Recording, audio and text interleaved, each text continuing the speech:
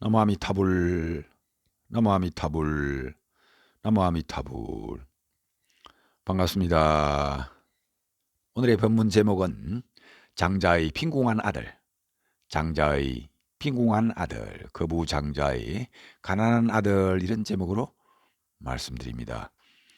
어떤 사람이 어린 시절에 아버지 곁을 떠나 밖으로 돌아다닌 지가 어느덧 50년의 세월이 되었다는 것입니다. 아버지는 이제 나이가 들어 늙게 되었고 재물은 한량이 없지만 잃어버린 아들을 찾지 못하고 있었다는 것입니다. 집안의 창고에는 검은 유리, 산호호박, 진주 등 보배가 가득하였지만 집을 떠난 아들은 이 마을 저 마을로 글씩 동냥하며 다니다가 우연히 자기가 살던 마을에 도착하고 드디어 자기 집 대문 앞에 이르러 그 부잣집을 살펴보더니 그 장자는 시중들은 하인들이 많이 있음을 보고 또 집안이 호화로움에 놀라서 그 장자가 큰 세력을 가진 사람이라 생각하여 저분은 아마 왕이거나 혹은 왕족일 것이니 내가 품을 팔고 싹을 받을 것이 아니구나. 다른 가난한 집을 찾아가 품을 팔고 살아가야지 하고 뒤돌아갔다는 것입니다. 그리고 또 생각하기를 가난한 마을을 찾아가 품을 팔고 살아가야 한다는 생각을 하게 된 것은 만약에 이같이 부유하고 고귀한 집에 잡혀가서 일을 시킬지 모른다는 그러한 생각에 한시바삐 그 부잣집, 예전에 자기 본인의 집인 줄도 모르고 두려움에 떨어 떠나게 되었다는 것입니다. 그러자 그 모습을 그때 마침 사자자에 앉아있던 그 가난한 거지의 아버지인 부자 장자는 대문 밖에 아들이 와 있음을 보고 매우 기뻐하고는 창고 가득한 보물을 전해주게 될 내 아들이 드디어 왔구나 하고 사람을 보내 강제로 데려오게 되었는데 그 가난한 아들은 놀라 원통해하면서 크게 울부짖었다 하는 것입니다. 나는 아무런 잘못이 없는데 왜 나를 붙들어 오이는 것이요.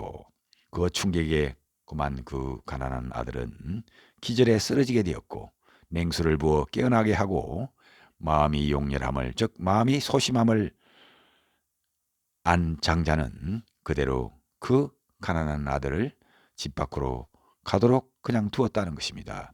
그리고 생각하기를 좋은 방편을 써서 나중에 차후에 그 아들을 데려오기로 생각했던 것입니다. 너를 놓아줄 터이니 마음대로 가거라. 그러자 아들은 가난한 마을로 가서 품을 팔고 살고 있었다는 것입니다. 그리하여 이번에는 그 부자 장자가 아버지인 부자 장자가 하인들을 시키고 또 본인도 보배영락의 그러한 차림새를 다 벗어버리고 허름한 옷에 흙과 먼지를 묻히고서 아들과 일꾼들에게 접근하여 말하기를 우리 집에 와서 일하면 품삯도 많이 주고 편안하게 일할 수 있도록 그렇게 말을 했다는 것입니다.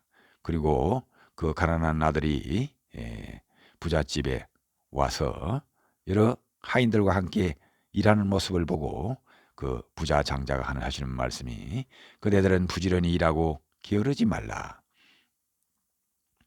그리고 또 당신의 아들에게는 이제 지금부터는 여기서만 일하고 다른 곳으로 가지 말라.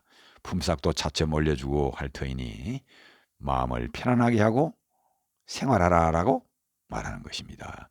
그리고 나는 너희 아버지와 같으니 염려하지 말라. 본래 자기가 친아버지임에도 불구하고 아들의 마음이 소심하여 놀란트라 이와 같이 방편을 썼다는 것입니다. 나는 너희 아버지와 같으니 염려하지 말라.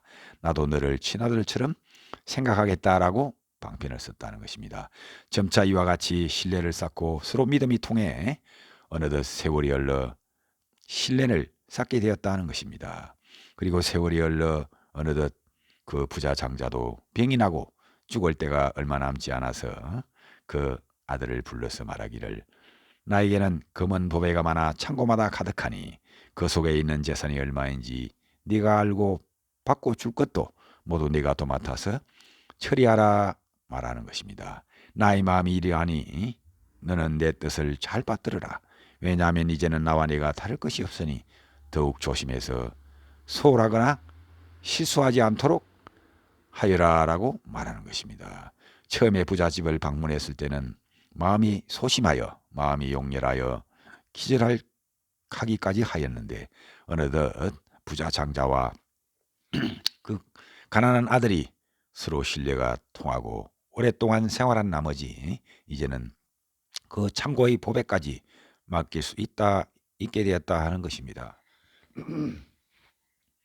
또 얼마 시간이 지나서 아들의 마음이 점점 나아지게 되었고 예전의 소심했던 마음은 크게 뉘우치고 있었다는 것입니다. 그러다가 그 부자 장자가 죽을 때가 다다라서 아들을 시켜 친척과 국왕과 대신과 찰제리와 그사들을 모두 모이게 하고는 다음과 같이 선언하였다 하는 것입니다. 여러분, 이 아이는 나의 아들이요 내가 낳아서 길렀는데 아무 해 고향에서 나를 버리고 도망하여 여러 곳을 유랑하며 50여 년의 세월을 글씨감에 보냈소. 이 아이의 본명은 아무개이고 내 이름은 아무개요. 이 아이는 참으로 내 아들이고 나는 이 아이의 아비요. 이제는 내가 가졌던 모든 재산은 이제 모두 이 아이의 소유이며 예전부터 출납받은 것도 모두 이 아이가 알아서 할 것이요라고 공포했다는 것입니다.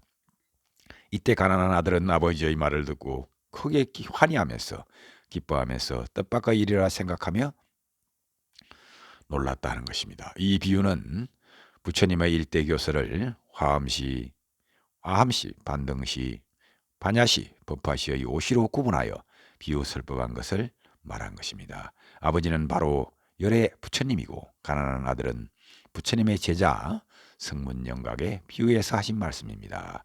아버지의 위엄을 보고 두려운 마음을 먹고 도망을 간 것은 바로 환경을 말씀하신 때이고 아들이 다시 돌아와 걸음을 치며 머슴살이를 하며 품삯을 받는 것은 아한경을 말씀한 때이고 안팎으로 드나들며 아버지를 자주 만나는 것은 방등부를 말씀하신 때이며 살림살이를 팔아서 보는 것은 맡아서 보게 된 것은 반야경을 말씀하신 때이고 많은 재산을 물려받아 아들이 백만장자가 된 것은 바로 법화경을 말씀하신 것을 비유해서 부자 장자와 가난한 아들의 비유를 말씀하신 내용이 되겠습니다.